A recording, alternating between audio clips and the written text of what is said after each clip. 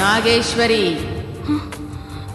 నువ్వు ఎంత ఆలోచించినా నీకు నువ్వుగా ఇక్కడి నుంచి బయటపడే మార్గం తోచదు. ఈ క్షణం నువ్వు నాగేశ్వరి ఆలయానికి వెళతానని మాటివ్వు, నిన్ను నేను బయటకు పంపిస్తాను. నా సంగతి సరే, అసలు మొహం కూడా చూపించకుండా ఆ గదిలోనే ఉంటున్నావే, బయటికి రావా? అవసరమైతే నీకోసం బయటకొస్తాను. నీకేమైనా పిచ్చా? ఎప్పుడు చూసినా ఇలా అర్థం కాకుండా మాట్లాడతావేంటి?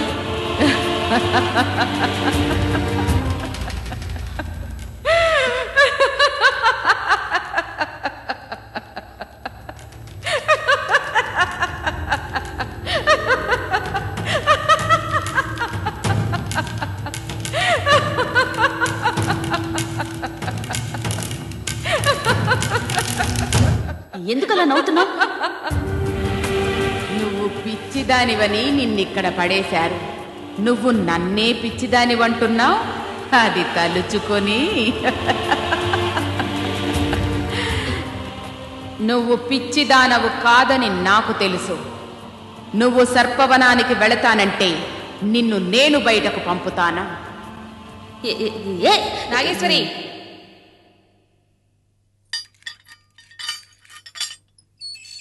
జనరల్ చెకప్ ఉంది, రా వెళ్దాం.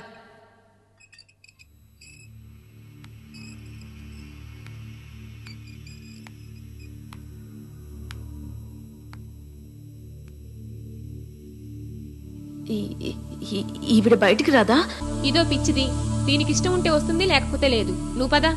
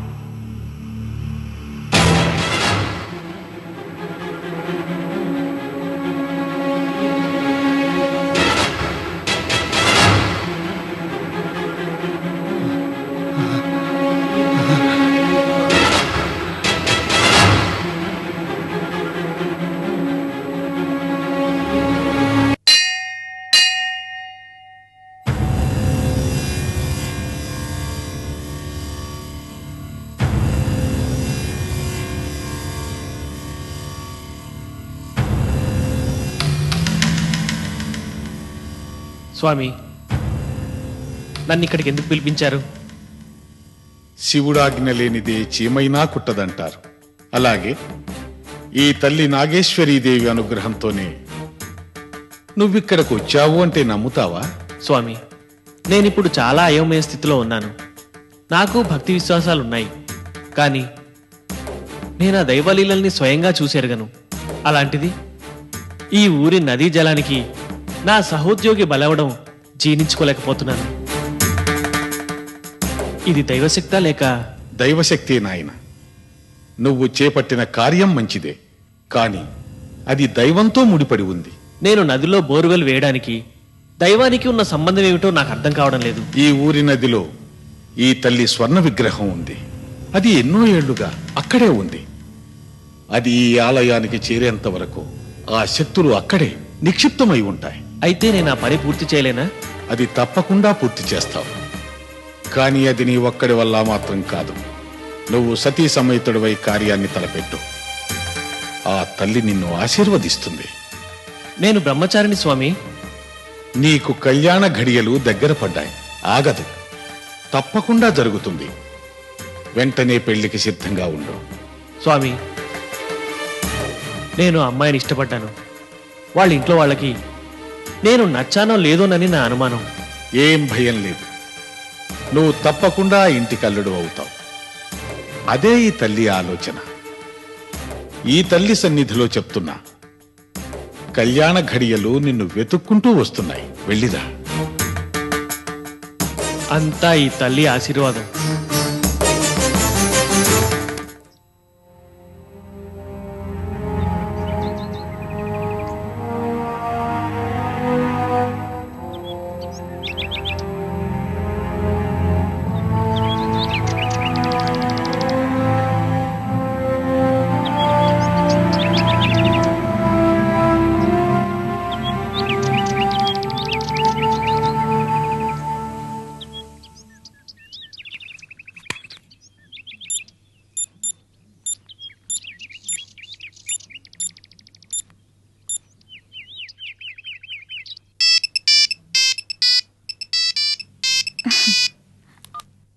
ఏంట్రా, నేను నీకు గంట నుంచి ట్రై చేస్తున్నాను.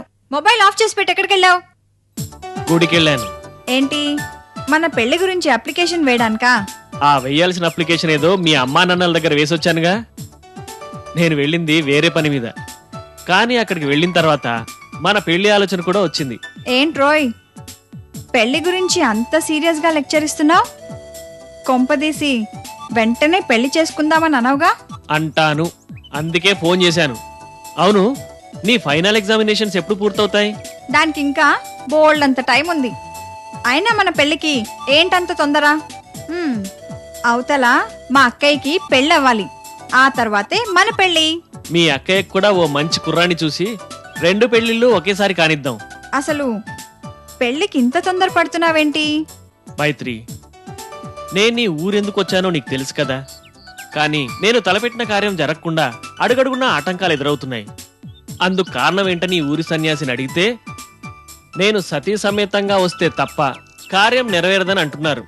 అందుకే మనం వెంటనే పెళ్లి చేసుకుందాం అంటున్నాను. అశోక్, నీకు సన్యాసుల మీద స్వామీజీల మీద నమ్మకం ఉందా? కొన్ని సందర్భాల్లో అన్నింటినీ నమ్మాల్సి వస్తుంది. ఇప్పుడు నేను సన్యాసిని నమ్ముతున్నాను. మీ ఇంట్లో వాళ్ళకి ఈ విషయం చెప్పు. నేను మా అమ్మ నాన్నలకి సంగతి చెప్పి పెళ్లి చూపులకి నిన్ను చూడ్డానికి మీ ఇంటికి వస్తున్నాం. ఓకేరా, బాయ్.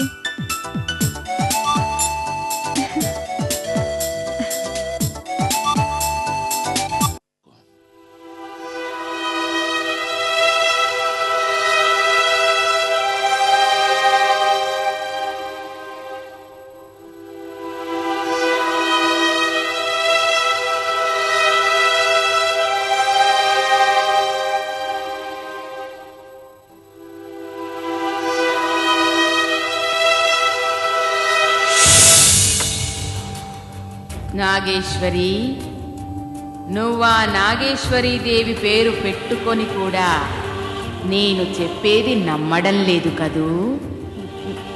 మా నాన్న తెలియక ఆ పేరు పెట్టారు. నన్ను కాస్త ప్రశాంతంగా వదిలే తల్లి.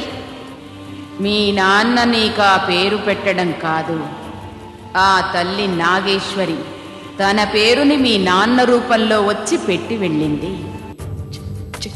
చెప్పేవాడికి వినేవాడి లోకు అని నమ్మేవాళ్ళుంటే ఎన్నైనా చెప్తావు. నాకు ఈ పేరు ఎందుకు పెట్టారో గాని అందువల్లే నాకు ఇన్ని కష్టాలు వస్తున్నాయి. తప్పు నాగేశ్వరి. నన్ను కాసేపు విసిగించకుండా ఊరుకుంటావా?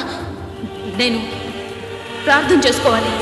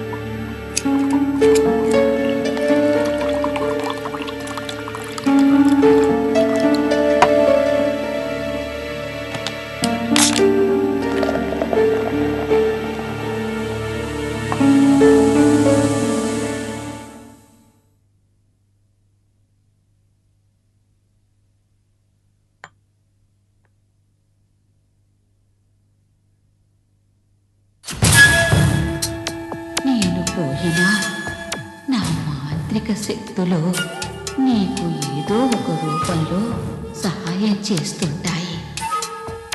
తీసుకో.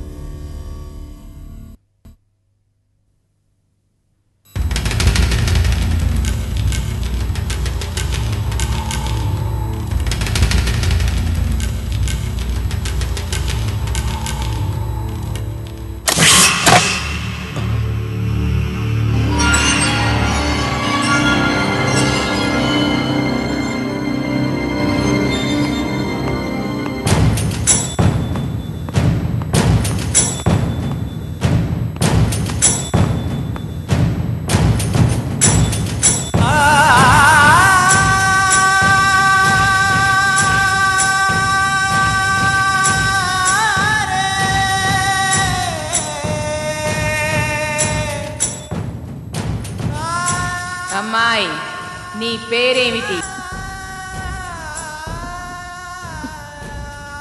నన్ను ప్రశాంతంగా నిద్రపోనివా? ముందు నీ పేరు చెప్పు. ఏ నా పేరు కూడా నీకు తెలీదా? విసిగించకుండా వెళ్ళి పడుకో.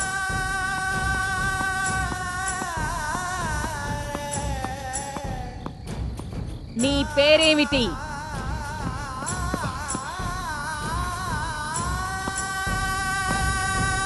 నాగేశ్వరి.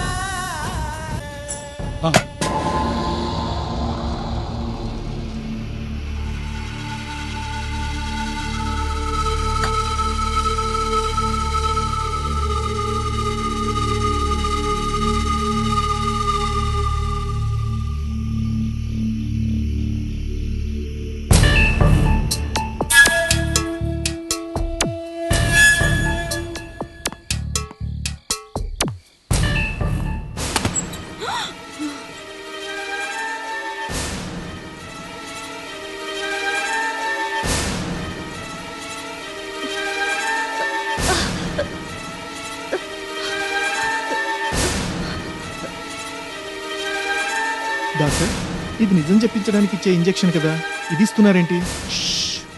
వెళ్ళు. వద్దు, నన్ను వదలండి, నన్ను వదలండి.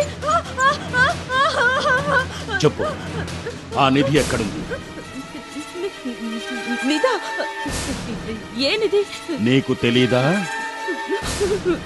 తెలీదు. తెలియదు? తెలీదు. ఇప్పుడు తెలుస్తుంది.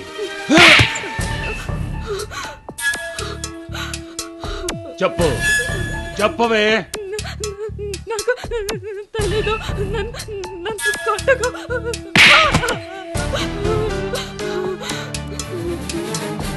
చెప్పు. నాకేం తెలీదంటే నమ్మరే. నీకు తెలుసు, ఆ నిధి ఎక్కడుందో నీకు తెలుసు. మర్యాదగా నిజం చెప్పు, బతికిపోతావు.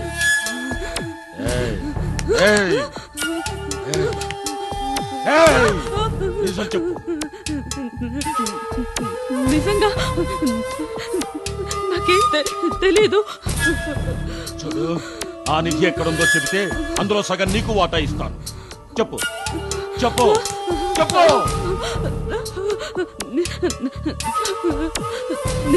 నిజంగా నాకేం తెలీదు. Hey, hey. గాడ్, ఈ అమ్మాయిని తీసుకెళ్ళు. స్పృహలోకి వచ్చిన తర్వాత చెప్పు. ఈ అమ్మాయి చేత నిజం కట్టించాలి. Okay sir.